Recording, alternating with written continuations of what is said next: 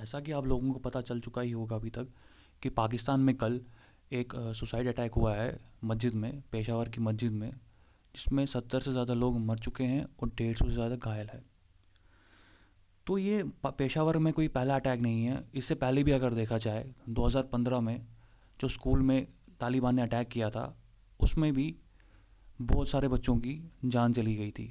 और अगर पिछले साल की ही बात की जाए 2022 में एक शिया मस्जिद पे तालिबान ने अटैक किया और उसमें भी 63 लोग मर गए थे और 200 से ज़्यादा घायल थे। मुझे इस वक्त फॉर्मर वाइस प्रेसिडेंट यूएस की जो थी हिलरी क्लिंटन, उनकी एक कोट याद आ रही है जिसमें उन्होंने कहा था कि अगर तुम अपने बैकयार्ड में सांप पालोगे और ये सोचोगे वो सिर्फ अपने पड़ोसियों को काटेगा तो तुम गलत हो, वो तुमको भी काटेगा। सेम आज पाकिस्तान के साथ भी हो रहा है। पाकिस्तान ने जो टेररिज्म अपने देश में पनपने दिया इंडिया के ख़िलाफ़, वो आज उन्हीं को मार रहा है। तो जो ये टीटीपी है, इसने जो कल शाम को ब्लास्ट हुआ है, कल दिन में जो ब्लास्ट हुआ है मस्जिद में, उसकी ज़िम्मेदारी ली है। टीटीपी है क्या? टीटीपी एक तालिबान का एक ब्रांच समझ लो, एक तरफ ब्रांच ही है मतलब तालिबान की, जिसका नाम तहरीक तालिबान पाकिस्तान है।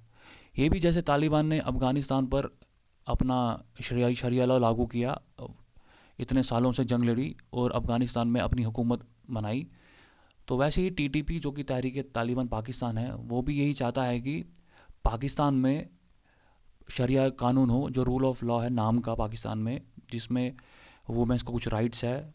वो तो वो जो ब्रिटिशर्स के ज़माने का है वो ख़त्म करके एक शरिया लॉ, एक मुस्लिम लॉ, इस्लामिक लॉ लाया जाए। तो टीटीपी ऐसा कर क्यों रहा है?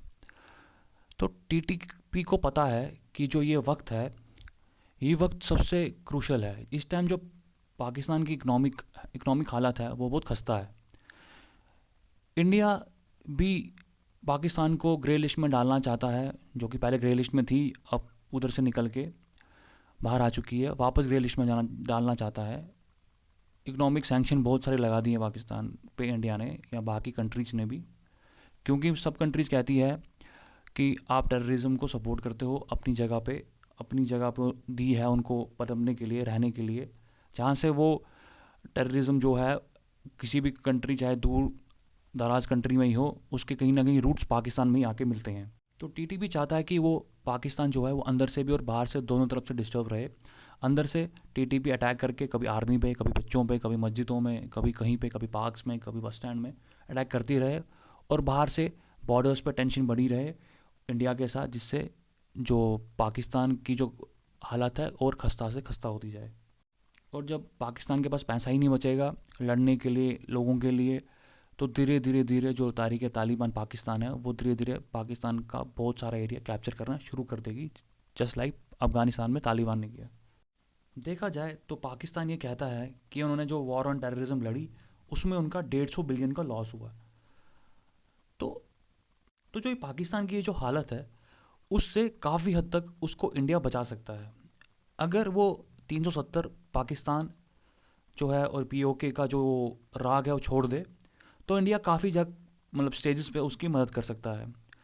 अगर जो पाकिस्तान कॉटन, कोल, वीट दूर दराज की कंट्रियों से लेता है महंगे दामों पे, और उसका ट्रांसपोर्टेशन कॉस्ट मिला के वो काफ़ी महंगा हो जाता है पाकिस्तान के लोगों के लिए, तो वो इंडिया से सस्ते दामों पर, और इंडिया के बॉर्डर्स जो नेचुरल बॉर्डर्स हैं इंडिया के साथ उसके, वहाँ से ईजिली ट्रांसपोर्ट हो सकता है, जिससे उनके लोगों को बहुत सहूलियत मिलेगी। जो कॉस्ट है गुड्स की वो थोड़ी कम होगी। इन्फ्लेशन से वो बच पाएंगे, मतलब इन्फ्लेशन तो रहेगी फिर भी, बट कुछ हद तक उनको राहत मिल सकती है। लेकिन पाकिस्तान का ईगो, वो तो सबको पता ही है, मतलब जहर खा लेंगे बट हिंदुस्तान से मदद नहीं लेंगे। बट ये जो है इनका ईगो है, ये उनको छोड़ना पड़ेगा और इंडिया के साथ बैठ के बात करनी पड़ेगी, पीस टॉक करना पड़ेगा। ये दुख की बात तो है कि इतने लोग, मासूम लोग मरते हैं, बट कहीं ना कहीं इसमें पाकिस्तान आर्मी, पाकिस्तान गवर्नमेंट की ही गलतियां हैं, जो उन्होंने जो टेररिज्म है अपने ज़मीन पर उसको पनपने दिया, और आज वही है कि जो उन्होंने सांप पाले थे वो आस्तीन के सांप, और उन्हीं को आज डस रहे हैं। इस पे आपकी क्या राय है ये मैं जानना चाहूँगा। प्लीज़ कमेंट सेक्शन पे अपनी राय बताइए और चैनल को सब्सक्राइब और वीडियो को लाइक कीजिए। Thank you.